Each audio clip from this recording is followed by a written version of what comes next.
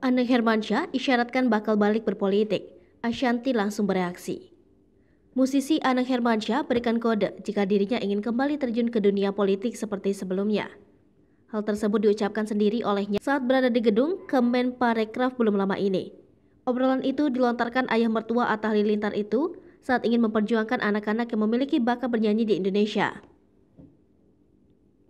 Sontak saja sang istri Ashanty memberikan pertanyaan spontan untuk sang suami.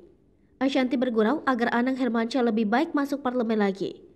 Mendengar kata-kata itu justru membuat Anang memberikan pertanyaan kembali kepada sang istri. Pertanyaan tersebut berhubungan dengan apakah Ashanty mengizinkan dirinya untuk kembali berpolitik.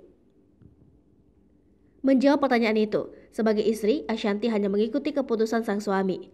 Ditambah lagi, sejak awal berpolitik, pelantun lagu Jodoh Ke Itu memang ingin memperjuangkan seniman dan karya musik di Indonesia. Seperti diketahui,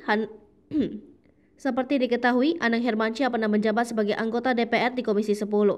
Tugasnya saat itu seperti menangani ruang lingkup kerja meliputi pendidikan, riset, olahraga, dan pariwisata.